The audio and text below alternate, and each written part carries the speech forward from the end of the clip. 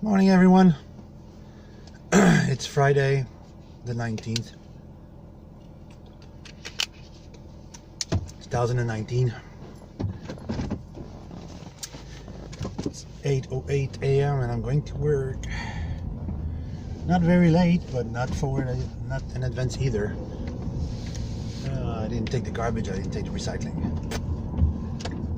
It will be worth it next week. So today I'm going to talk about one thing that really somewhat very often pisses me off, and what people don't understand about what they're doing very, very often. It's communication on the internet. Instant communication. You're using a PM device, PM apps on your blog, like Facebook or Tumblr. You want to use Discord or Skype to chat or talk live with someone from far, or you want to use WhatsApp. Well, let me tell you the three disappointments. First, Discord. Discord is owned by a Russian spy company. They made the device free. They made the apps free to use on phone and on your computer.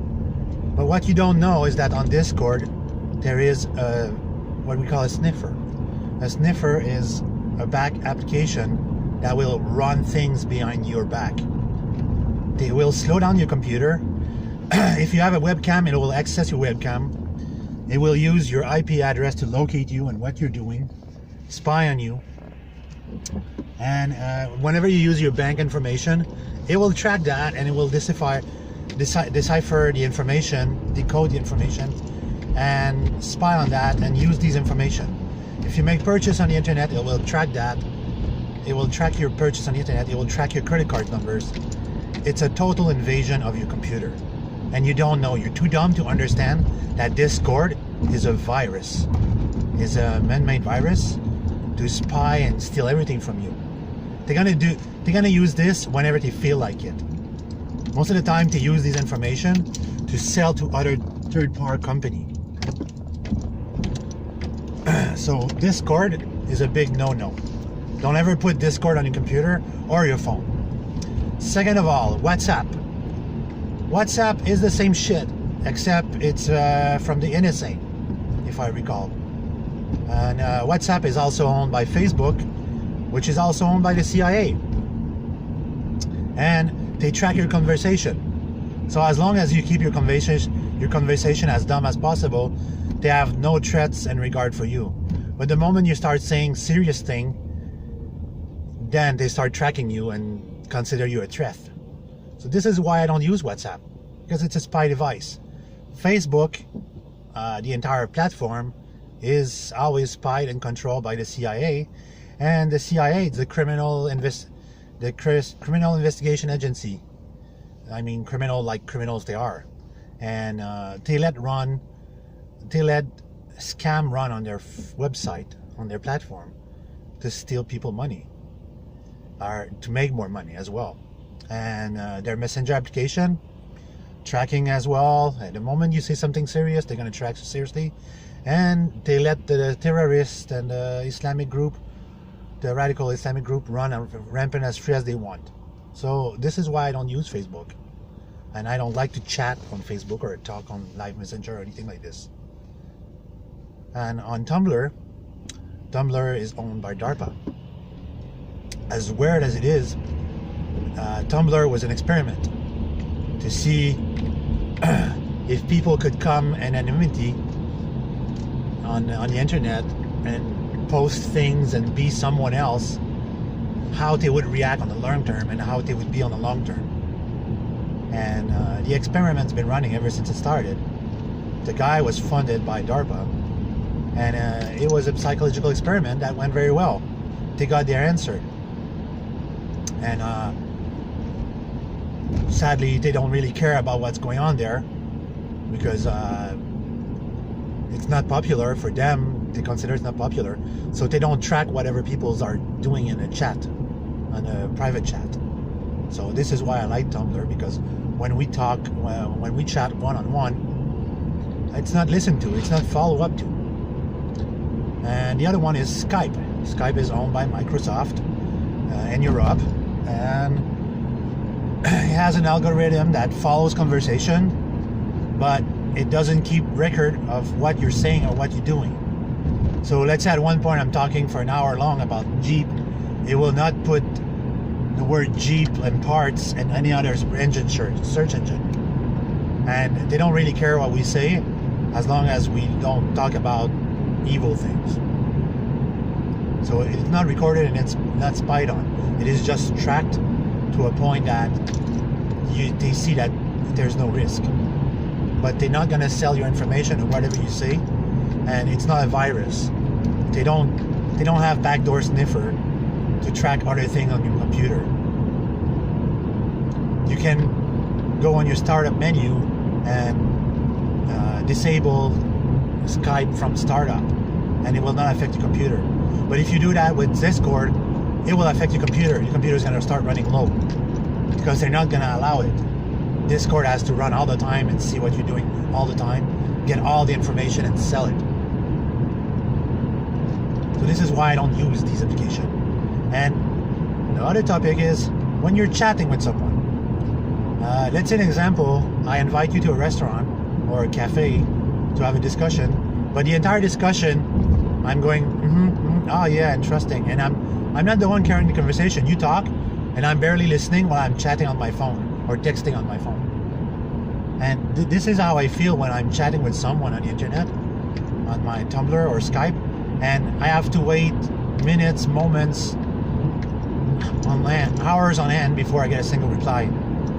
And if you're not one of my mutual that I know your habit, it really annoys the crap out of me that I have to wait and wait and wait for a reply. If you want to chat with me, chat with me. Like, don't start conversation with 1,000 other people and then you're coming back to me and you say, that's insulting. So if you treat people like this, don't even come to chat with me. I know my mutuals, I know their habits, and I know that when they're not there chatting with me, they're actually reblogging stuff and checking their Tumblr, which is the point of being on Tumblr.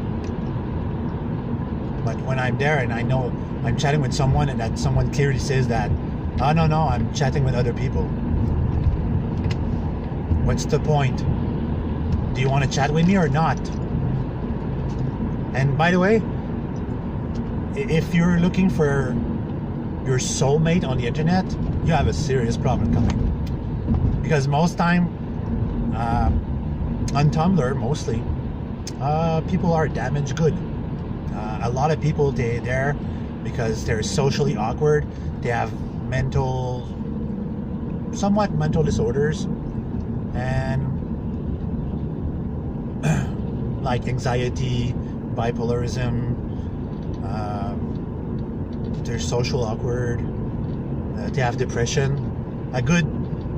I would say right now, a good 35 to 40% of people on Tumblr are users that have bipolar problems, depression, and social anxiety, and they're there to be someone else.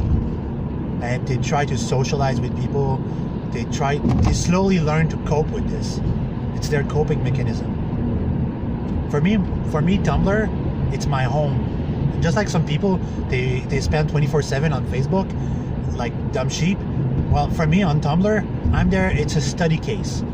I'm there to make friends, make new mutuals, and I'm there to entertain people. Because I like to know that if I make a post and it made me laugh, and I reblog that post, and somebody liked that post and they reblog it, it made them laugh as well. And my job is done. I entertain them.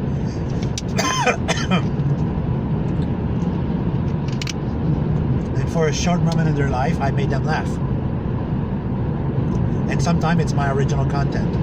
It's something that I made myself, which I usually try a lot to do, like create posts that I make myself. So the word of the day is internet etiquette. if you're gonna run a blog and you're gonna be on Tumblr, do your job of being on Tumblr, which is a reblogger or a poster. A poster means someone that's going to post things about themselves, their daily lives. They're going to share their lives with the people on the internet. And if you're someone that's looking for love on the internet, you're at the wrong place. Tumblr is not the place for that. I know a lot of people find love on Tumblr, but it was very short-lived. If you cannot face someone on the street in a waiting line or anywhere else and talk live to them, how are you going to bear having a relationship with somebody on the internet?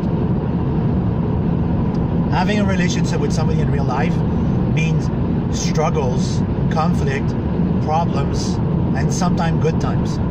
I've been married for 20 years, and I had many virtual relationships on the internet, and some people would consider that cheating on my wife, but I always consider that virtuality is not cheating on someone. Even if that person's a living person from somewhere else, it's a virtual relation.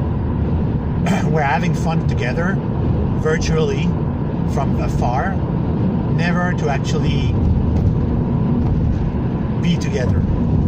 It's a game, it's a moment of fun, a distraction from your stress of the daily life. Those moments I liked, but I would never seek an actual relation with somebody else on the internet.